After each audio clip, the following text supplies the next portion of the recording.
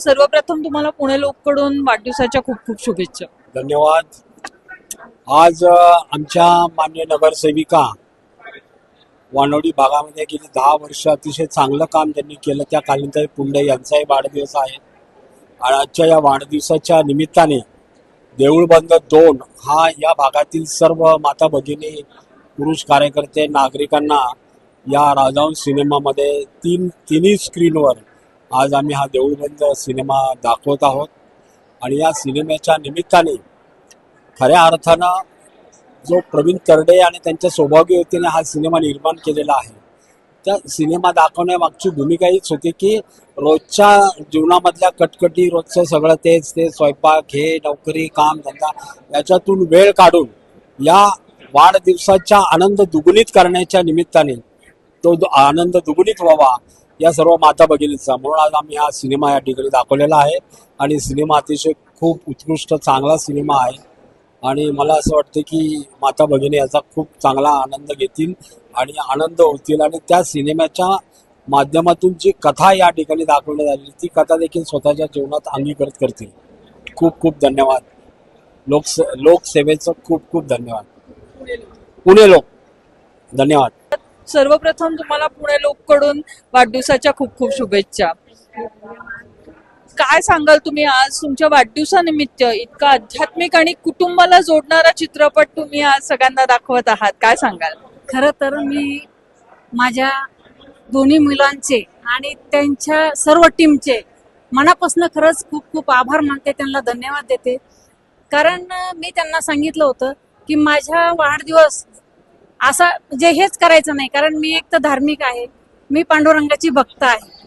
आणि मुलांनी मला सांगितलं की आई आपल्याला जास्त हा भाव म्हणजे करायचा नाहीये, पण आपण आपल्या प्रभागामधल्या ज्या भगिनी पिक्चर पाहू शकत नाही, जाऊ शकत नाहीत कामातनं टाइम काढून, तर त्या आपण त्यांना पिक्चर दाखवला, देऊळबंद भाग 2 आलेला आहे आणि तो पिक्चर आपण त्यांना दाखवू, तर म्हणलं काय हरकत नाहीये. तसे जर तुमची जर तशी इच्छा असेल तर त्याला माझं काहीच म्हणणं नाहीये.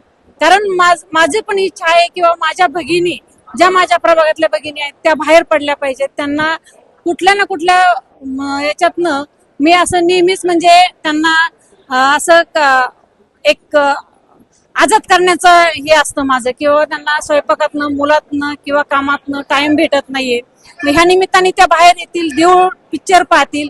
कारण देऊळ पिक्चर 8-10 दिवस झालं हाऊसफुल, प्रत्येक थिएटरला हाऊसफुल थिएटर चालू होतात.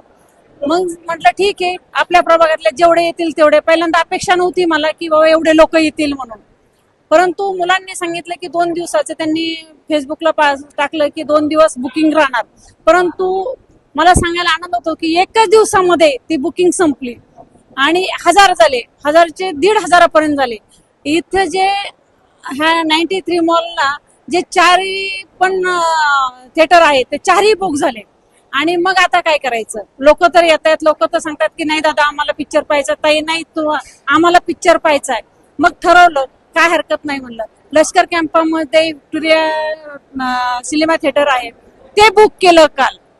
त्यांना सांगितलं की बाबा आम्ही पूर्णची पूर्ण बुक करतो, काय असेल ते तुमचं तुम्ही घ्या, परंतु आम्हाला ते द्या. कारण माझ्या भगिनी प्रभागातल्या नाराज व्हायला नकोत, त्या परत जायला नकोत, म्हणून मग ते थिएटर बुक केलं.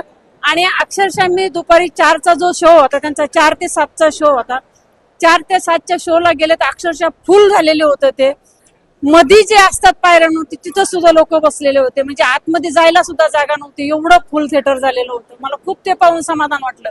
आणि ज्यावेळेस इंटरव्ह्यू झाला त्यावेळेस ज्या लेडीज बाहेर आल्या त्यांच्या एक चेहऱ्यावरचा आनंद जो मी पाहिला तर खरंच मी तो कधीच विसरू शकत नाहीये. तो आनंद एकदम एवढ्या खुश झाल्या होत्या त्या की ताई, म्हणजे एकदम अशा मिठी मारल्या की ताई तुम्ही आम्हाला हा पिक्चर दाखवला, किती चांगला, म्हणजे खरंच तुम्हाला वाढदिवसाच्या खरंच खूप खूप शुभेच्छा, तुम्हाला दीर्घ आयुष्य लाभो. म्हणजे त्यांच्या मनातून काय काय काय काय शब्द येत होते ते पाहून मला तर एकदम खरंच मनापासून खूप आनंद झालाय की आपण केलं, याचं काहीतरी चीज झालं आणि याचा काहीतरी समाजासाठी उपयोग झाला असं मला वाटलं.